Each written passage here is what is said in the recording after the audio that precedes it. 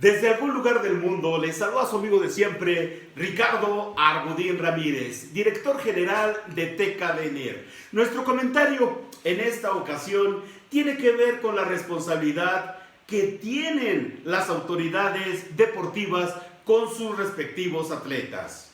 Es bien sabido que el taekwondo, además de ser un arte marcial, se ha convertido en un deporte sumamente exitoso, el cual debe practicarse y enseñarse en una instalación especial y por ello debe cobrarse una mensualidad, de la cual el profesor que es titular o dueño de esa escuela tiene que absorber varios gastos, realizar un sinnúmero de pagos que van desde el pago de la renta del inmueble, pago del mantenimiento, equipamiento, el pago de la luz, del agua y sobre todo los pagos hacia la afiliación, de pagos de afiliación hacia la propia federación. Eso es entre otros y muchos pagos más. Es importante señalar que los profesores de las escuelas no reciben apoyo alguno por parte de las autoridades. Su único ingreso proviene del cobro de las mensualidades de sus respectivos alumnos.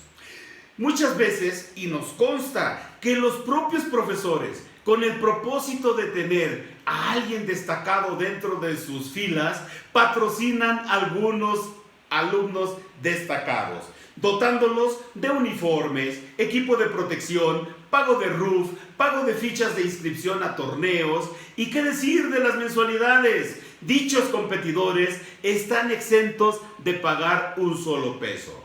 Señoras y señores, digamos que hasta ahí llega la responsabilidad del profesor de una escuela o también llamados profesores de iniciación, ya que si su deportista triunfa a nivel municipal, ahí comenzarán a darse diversos apoyos por parte de las autoridades. Bueno, así debería de ser, ya que las direcciones deportivas de los municipios cuentan con un recurso para apoyar a sus deportistas que los representen.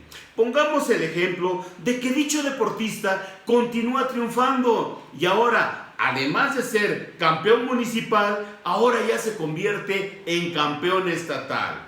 Él va a representar a su estado y bueno, ahí ya entran dos autoridades deportivas que deben hacerse cargo de los gastos. Incluso a niveles estatales ya se manejan becas. También en el ámbito estatal aparece, además del instituto, aparecen las asociaciones estatales, quienes tienen la obligación de velar por sus respectivos deportistas, ya que es al estado al que están representando. Aquí también debe hacerse presente la figura de los institutos del deporte estatal, quienes gozan de un recurso económico para apoyar a los deportistas que representan a sus respectivos estados. Si ponemos mucha atención, el profesor de escuela o el llamado también profesor de iniciación es el que se ve más afectado, ya que a él nadie lo reconoce. Y ahora vamos a explicar por qué.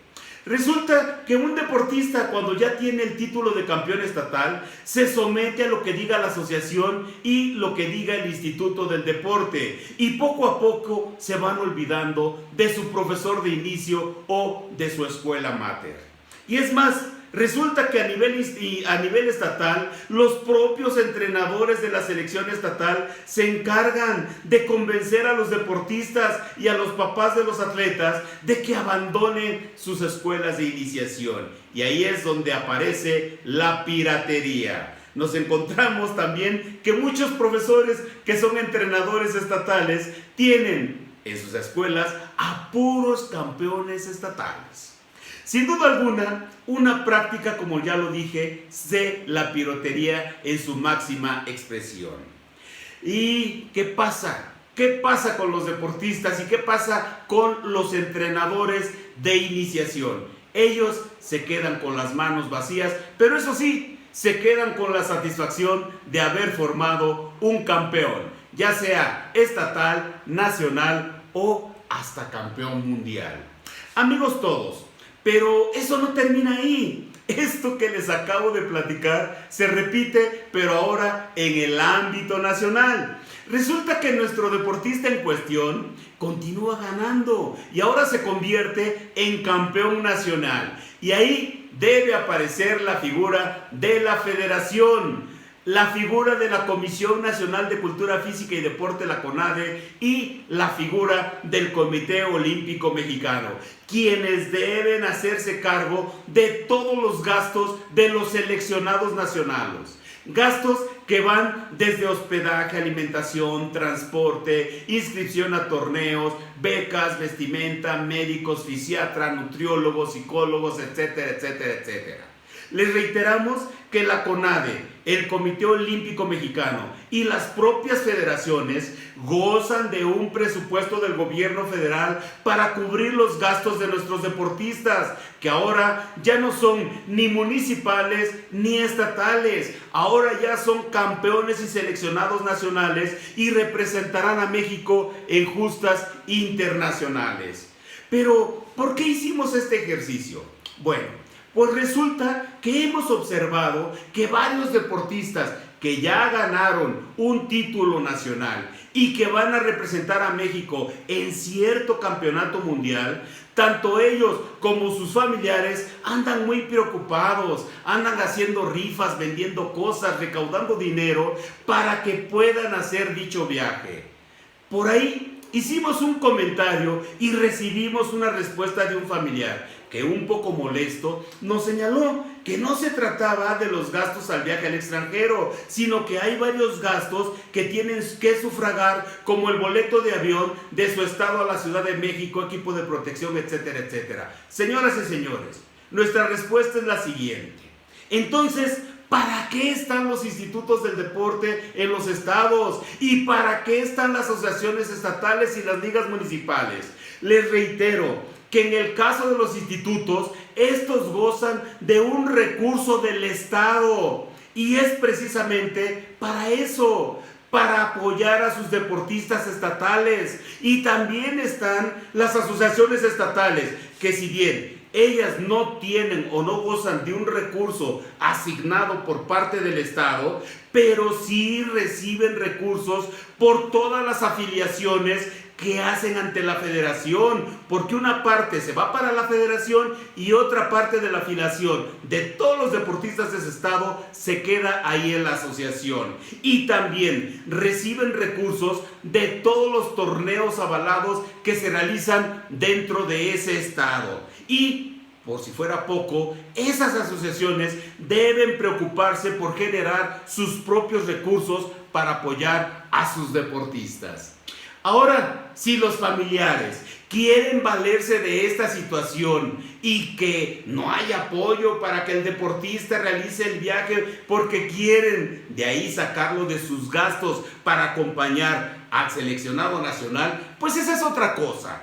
Pero sería importante que lo señalaran abiertamente y no hagan quedar mal a las autoridades deportivas, ya sea institutos del deporte en los estados y las propias asociaciones o las ligas que sí los están apoyando. Esa es otra cosa. Si quieren ustedes hacer el viaje, pues háblalo. Deberíamos de ser un poco más honestos y no echarle la culpa a las autoridades deportivas.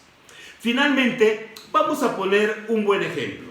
Ahora que están en puerta los Juegos Panamericanos de Lima 2019, los deportistas que van a representar a México tienen cubiertos todos sus gastos. La mayoría de ellos están concentrados en el Centro Nacional de Alto Rendimiento, en el CENAR, o en las instalaciones del Comité Olímpico Mexicano, y ahí gozan de todo. No tienen que pagar absolutamente nada. Y esto es porque el gobierno de México está cubriendo todos sus gastos, además de que el hospedaje, la alimentación y el transporte local allá en la justa Panamericana en Lima corren a cargo del comité organizador. Por cierto, nos acabamos de enterar que el Comité Olímpico Mexicano ya no va a otorgar hospedaje, ya no va a otorgar el servicio, ni el servicio médico, ni hospedaje, ni alimentación a los deportistas después del 31 de julio porque no tiene dinero. Pero ese es asunto de otra cápsula. Ya saben, amigos, más información la encontrarán en nuestra plataforma digital informativa. Estamos en www.tecadenir.com. Adiós.